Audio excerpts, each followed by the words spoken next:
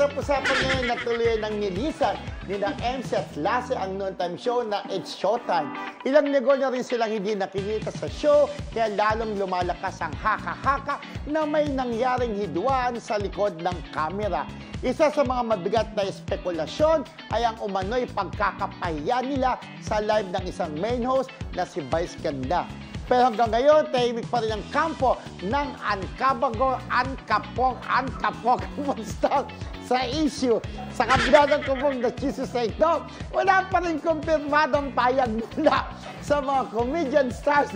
Totoo nga kaya ang chika o strategic break lang ito para sa kanilang comeback. Alam mo, lagi na talaga napupunta sa'yo, di ba? Pati yung Andy Eigenman, di ba? Ang sabi mo, Eigenman. Ano ba sabi ko?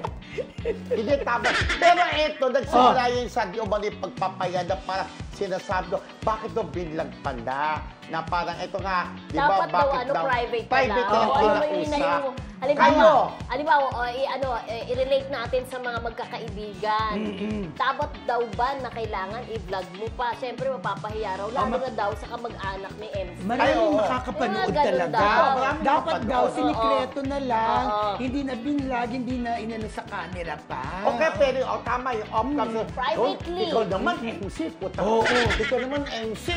Ikaw, alam mo naman, nagdirito tayo. Sorry. Ikaw naman MC. Edit siya, di ba?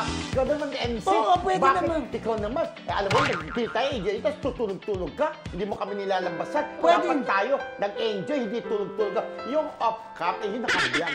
Sabi yung mga netizens. Pwede naman mga yung talagang comment.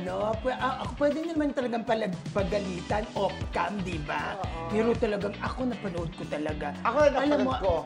Nakita mo yung face ni Oo, MC. napahiya talaga siya. Sa totoo Pero niya. ang tanong, bakit nga hindi nakikita sa Showtime si MC at si Lassie? Hindi kaya parang sa pagkapahiya nila, parang awkward na. Parang sabi nga parang awkward na. Si MC kasi, si Lassie kasi, at saka si MC talagang sanggandikit talaga. Hindi mo mapapaiwala yung dalawang yan. Although, super close nila si Vice Ganda, di ba? Kaya siyempre sinasabi nila, kayang-kaya daw sabihin yun ni Vice kasi Vice Ganda siya. Pero how true pati doon sa comedy bar, hindi daw muna pumapasok yung Hindi na rin pumapasok. Actually, chindat ko si Lassie. Kaya lang since Showtime, hindi ko pa nakita yung sagot. Sabi ko kay Benny, chat ko si Lassie. Kasi nung birthday ko, nag-birthday greeting si Lassie.